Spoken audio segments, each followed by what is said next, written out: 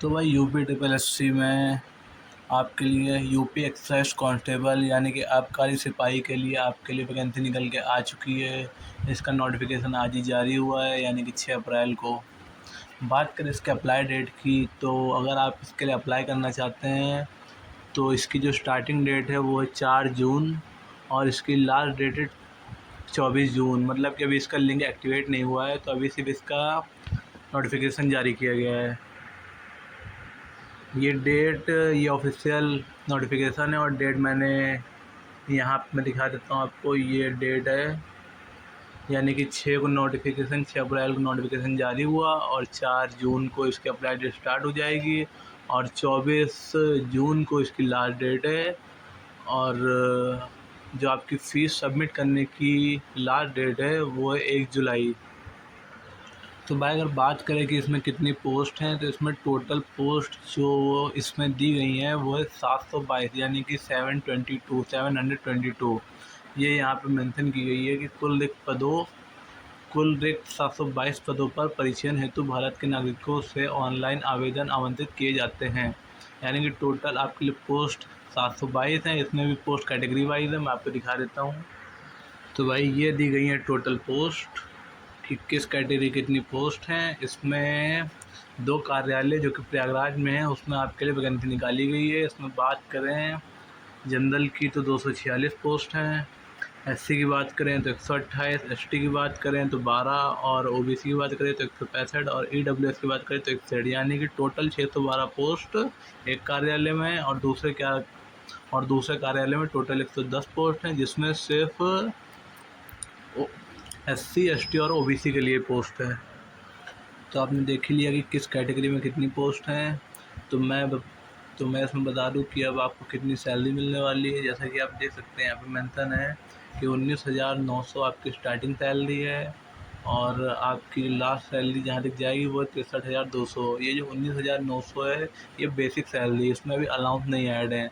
तो इसमें जब अलाउंस ऐड हो जाएंगे तो ये आपकी 28 या 30,000 तक आपकी मंथली सैलरी जाएगी, जो कि पहले मंथ से ही आपको मिलने लगेगी।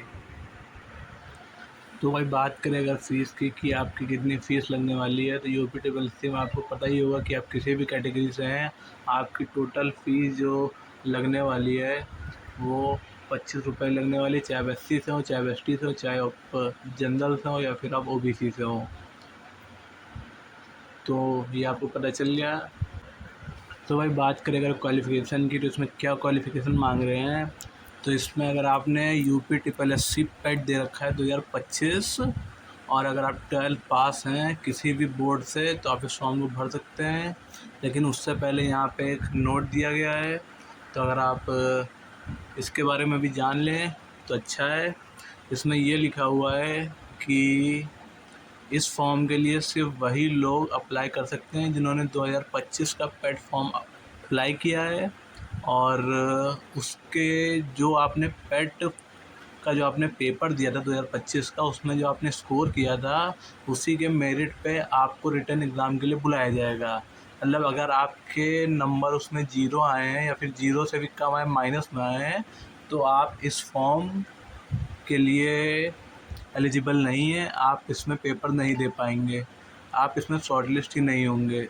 तो अगर आपने पेट का एग्ज़ाम दिया है 2025 का और आपके एटलीस्ट 0 या माइनस में नंबर नहीं है, तो आप इस फॉर्म के लिए अप्लाई कर सकते हैं। तो इस बात को ध्यान में रखें, सिर्फ पेपर देना ही ज़रूरी नहीं कि आपने 2025 का पेपर दे दिया तो आप इस फॉर्म को भर सकते हैं। इसमें साफ साफ ये नोट दिया गया है।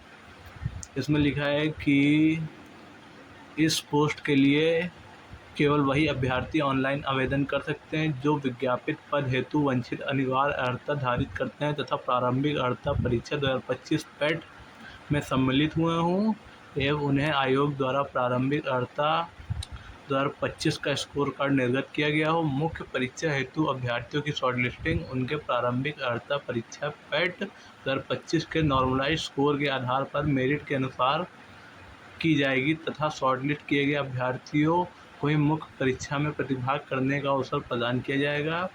प्रारंभिक अर्हता परीक्षा 2025 में वास्तविक एब्सोल्यूट स्कोर अथवा नॉर्मलाइज्ड स्कोर में 0 या उससे कम अंक प्राप्त करने वाले अभ्यर्थियों को मुख्य परीक्षा हेतु शॉर्टलिस्ट नहीं किया जाएगा। तो इसमें साफ-साफ दिया हुआ है नोटिफ़िकेशन में, तो आप इस बात को ज़रूर ध्यान में रखें। तो भाई अगर बात करें कि इसमें क्या सिलेबस है तो वो भी देख लेते हैं। तो भाई ये होने वाला है आपका सिलेबस इस एग्ज़ाम का। तो इसमें टोटल आपके 100 क्वेश्चन आने वाले हैं। टोटल आपके 100 नंबर के होंगे, यानी कि एक क्वेश्चन 1 नंबर का होगा, और इसमें आपको टोटल टाइम 2 घंटे का मिलेगा, यानी कि 120 मिनट। और इसमें नेगेटिव मार्किंग भी दी गई है, मतलब अगर आप 4 क्वेश्चन गलत करते हैं तो आपका 1 नंबर कटेगा। मतलब इसमें 1/4 नेगेटिव मार्किंग है। तो मैंने आपको ईज़ी स्टेप में समझा दिया कि अगर आप 4 क्वेश्चन गलत करते हैं तो आपका 1 नंबर माइनस होगा, और अगर आप सही करते हैं एक क्वेश्चन तो आपको 1 नंबर मिलेगा। तो इसमें से आपका जो सिलेबस है वो भी दे गया है, जो कि पार्ट 1 है। उसमें आपका भारत का इतिहास एवं भारतीय राष्ट्रीय आंदोलन के बारे में, जो कि आपका 5 नंबर का आएगा। तो ऐसे ही पूरा सिलेबस दिया गया है, तो प्लीज़ आप लोग नोटिफिकेशन पढ़ लें, और आपको पूरा सिलेबस आपको इसी में से तैयारी करनी है एग्ज़ाम की। अब एग्ज़ाम के लिए अच्छा खासा टाइम है, अब एग्ज़ाम की कोई डेट भी नहीं आई है, तो आप इसी सिलेबस में से अपनी जो भी है प्रिपरेशन करें, ताकि आपका एग्ज़ाम अच्छा जाए। तो इसमें इस एग्ज़ाम के बाद आपका एक फ़िज़िकल भी होगा, उसमें भी आपका हाइट और चेस्ट मांगा गया है, मैं वो भी दिखा देता हूँ आपको। तो भाई यहाँ पे दिया गया है कि आपके जो फ़िज़िकल है उसमें आपको क्या-क्या होना चाहिए। तो अगर आप पुरुष अभ्यर्थी हैं तो आपका चेस्ट जो है वो 80 सेंटीमीटर होना चाहिए बिना फुलाए, और आपका चेस्ट फुलाने के बाद 85 यानी कि 85 सेंटीमीटर होना चाहिए। आपकी हाइट 167.6 सेंटीमीटर होनी चाहिए। और अगर आप महिला हैं तो अगर आपका वज़न 45 किलोग्राम यानी कि 45 केजी से कम है तो आपके लिए दिक्कत वाली बात है, क्योंकि इसमें 45 केजी से कम नहीं लिया जाएगा लड़कियों को। तो अगर आपका वेट 45 से ऊपर हो तो या फिज़िकल के लिए वो तैयारी करें इस एग्ज़ाम के लिए, वरना अपना वेट पे आप अपना फ़ोकस करें कि जब तक एग्ज़ाम हो या आपका जब तक फिज़िकल हो तब तक आपका वेट 45 किलो से तो ज़्यादा ही हो। और इसमें बात करें हाइट की तो आपका 152 सेंटीमीटर आपकी हाइट होनी चाहिए लड़कियों के लिए। और अगर आप एससी एसटी कैटेगरी से आती हैं तो अगर आपकी हाइट 147 सेंटीमीटर भी है तो भी आपका हो जाएगा। बात करें अगर दौड़ की तो अगर आप पुरुष अभ्यर्थी हैं तो आपको 4.8 किलोमीटर आपको रनिंग करनी होगी, वो भी 25 मिनट के अंदर। मतलब आपके पास मैक्सिमम जो टाइम होगा वो होगा 25 मिनट का, जिसमें आपको 4.8 किलोमीटर की दौड़ कंप्लीट करनी होगी।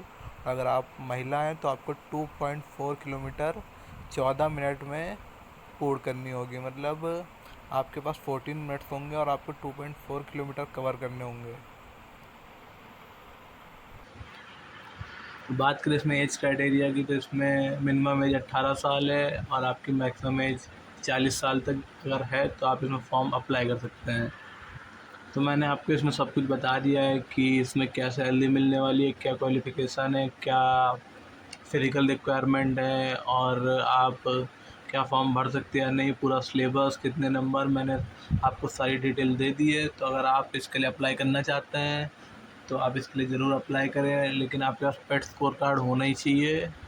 तो इसलिए जो लोग भी अप्लाई कर रहे हैं वो इन चीज़ों को ध्यान में रखें, और एक बार नोटिफिकेशन को आप डिटेल में पढ़ लें, ताकि आपको बाद में जाके रिग्रेट ना हो कि मैंने इतनी तैयारी की लेकिन मेरे पास ये डॉक्यूमेंट नहीं है, या ये कम है, या ये चीज़ नहीं है। तो भाई जो लोग भी इस एग्ज़ाम की प्रिपरेशन कर रहे हैं वो लोग अच्छे से एक बार नोटिफिकेशन पढ़ लें।